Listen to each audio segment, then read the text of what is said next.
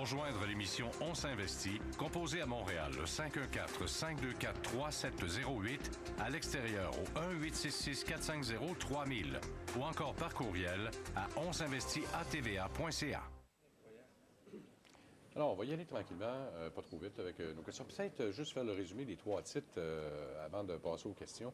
Yellow Media, Sino Forest et Armtech Infrastructure. Peut-être regarder ce que tu nous as écrit également. Là. Trois titres que tu ne recommanderais pas, en tout cas aujourd'hui, ça c'est clair. Oui. Mais qui avait déjà certains signaux d'alerte là, à un certain moment donné. Bien, le groupe Page-Jaune, c'est le modèle d'affaires qui était questionnable. OK? Alors, vraiment, le risque qu'on appelle un risque stratégique. Oui. OK?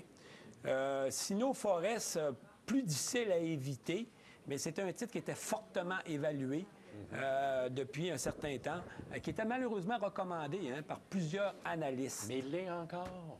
RBC est venu à sa défense cette semaine, disant « J'ai vu les forêts ». Puis il a besoin de ne pas se tromper, l'analyste. En tout cas, je te jure qu'il y en a qui vont se faire ramasser tout à l'heure si jamais, effectivement, il y a eu fraude ou pas. Puis il faut aussi surveiller tout le temps lorsqu'il y a une émission d'actions, beaucoup d'actions qui augmentent en circulation, indiquent une mauvaise gestion de capital. Si tu as besoin de tout le temps aller sur le marché pour effectivement te financer, ça peut être un signe d'alerte. Armtech, c'est un dividende qui est, à mon avis, qui était trop attrayant, qui était insoutenable, un peu comme pour le groupe Page-Jaune. Bien, justement, on va aller voir Armtech, voir les deux autres, on les a vus, là. Mais juste Armtech, Armtech, on va aller voir ce que les analystes disent là-dessus. Moi, c'est drôle. Bon, non, regarde, il recule, ça recule, ça recule. Il n'arrête pas de reculer. Sauf que pour Sino Forest, si on regarde Sino Forest, les analystes, on va prendre celui d'RBC, entre autres, là, RBC Capital Market, Paul Quinn, qui, lui, maintient, regarde son prix cible, 27 piastres.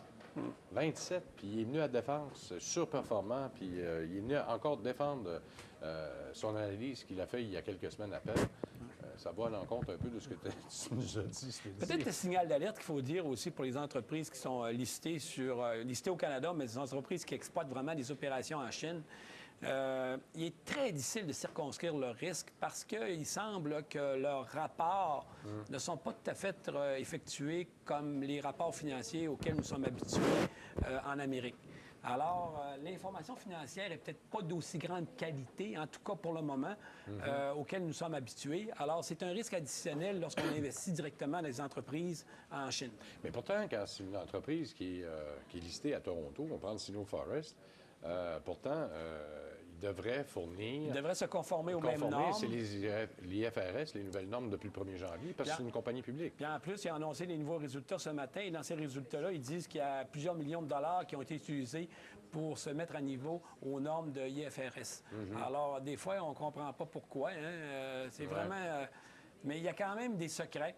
Est-ce que aussi, ils disent que c'est les annonces qui ont été faites par quelqu'un qui a un hedge fund, qui avait un intérêt à ce que Sino Forest plante, parce qu'il avait pris une position de short là-dessus. Est-ce que c'est de cette raison? En tout cas, le mal est fait quand même. Ceux qui avaient ce titre-là ont perdu beaucoup jusqu'à maintenant et c'est très difficile normalement à récupérer. Oui, effectivement. Bien, en tout cas, ils ont eu une perte ce coup-ci de 22 millions. En tout cas, ça, c'est clair. Puis l'année passée, c'était un bénéfice net.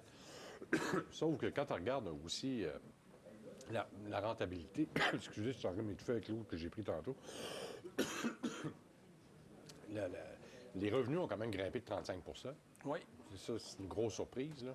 Oui. Comment tu augmentes de 35 % tes revenus, puis tu arrives à faire une perte pareille. C'est que leur marge bénéficiaire diminue énormément. C'est fou. OK? Puis leur bénéfice également, le nombre d'actions ont augmenté énormément, alors le bénéfice par action diminue également. Bon, alors, il n'y a pas de secret de personne. Voilà. On va y aller avec les questions. J'aimerais savoir quel site Internet utilisez à votre émission pour les graphiques et les recommandations. Vous citez régulièrement Bloomberg. Bien, c'est effectivement Bloomberg qui me permet de faire des petits dessins comme je vous montre à tous les jours et avec nos analystes également. Alors, je vais juste vous en montrer un, celui de Sino Forest. Regardez le gap là, qu'il nous a fait la semaine passée à la suite de l'enquête. Mais il y en a d'autres sites qui existent.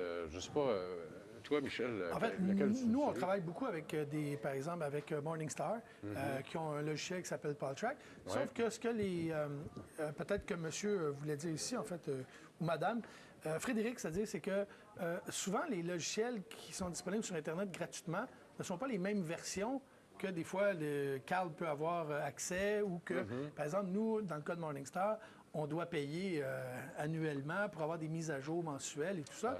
Alors, c'est pas toujours tout à fait le même logiciel, évidemment, qui n'est pas la même information ou qui est un petit peu moins à jour, ce qui est tout à fait normal parce que ces entreprises-là vivent quand même des abonnements que nous, on a. Alors, c'est pour ça peut-être que les auditeurs ne trouvent pas toujours ce qu'on peut avoir, nous, comme information. Bon, il y en a plusieurs qui existent quand même. Il y a StockChart qui existe.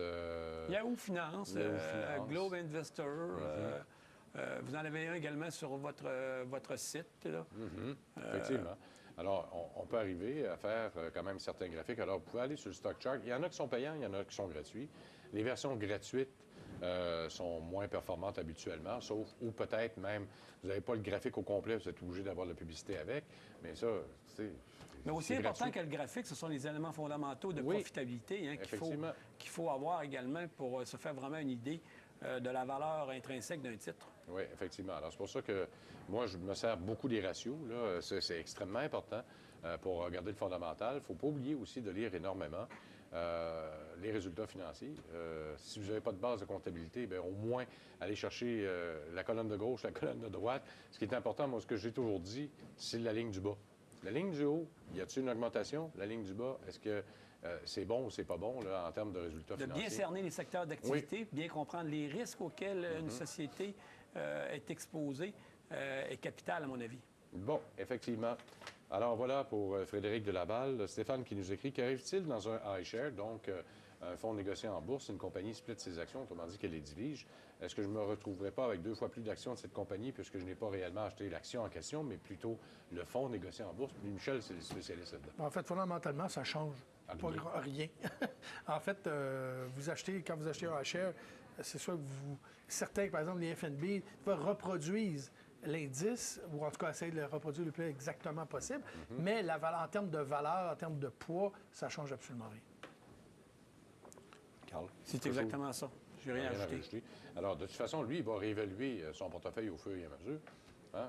C'est ça qu'il faut qu'il fasse, de toute façon. Un peu comme, par exemple, les distributions. Les infos mutuelles, les gens comprennent mal, des fois, ce que c'est une distribution. Quand vous avez une distribution, par exemple, si votre fonds vaut 5 puis une distribution, par exemple, de 50 sous, la valeur de votre fonds va diminuer d'autant. C'est toujours reflété. Et c'est la même chose dans des actions quand il y a des dividendes, par exemple. Alors, les gens oublient que ça ne change rien fondamentalement. Bon, alors la prochaine question vient de Salas. On en a parlé pas mal d'ARF, ARMTech. Alors, il faut dire que ce titre-là a énormément souffert parce que d'abord, Standard & Poor's, puis je pense que Moody's a décoté ses titres de dette pas plus tard qu'hier, d'abord. Deuxièmement, les résultats financiers, c'était pas bon. Son plan d'affaires de suspendre son dividende depuis le 9 juin, là aussi, il s'est fait ramasser. Alors, vous avez... Puis l'analyse de Carl de tantôt. En fait, elle a été obligée, la société a été obligée de suspendre son dividende parce qu'il n'a pas réussi à rencontrer les critères de profitabilité qui étaient exigés par les créanciers. Alors, les créanciers exigeaient une suspension du dividende au cas où les résultats financiers n'étaient pas au rendez-vous. Bien, je pense que c'est ça qui va arriver parce que si tu fais ça, c'est parce qu'à un moment donné, t'as pas le choix bien. Puis de toute façon, ils ont perdu 65 cents par action au cours des derniers résultats. C'était le premier trimestre. Le deuxième, c'est PBG, toujours à la Bourse de Toronto. PBG, c'est Petrobank Energy. Commencez par Carl, tiens. Bien, c'est une entreprise qui, effectivement, souffre beaucoup actuellement dans le domaine de l'énergie. Paye un dividende qui, à mon avis, trop élevé. Un peu comme, je ne voudrais surtout pas le comparer à Amtech, mais son niveau de dividende actuellement est à 5,6 % est élevé. Alors, il ne lui reste pas beaucoup de marge de manœuvre. C'est une entreprise également qui est lourdement endettée.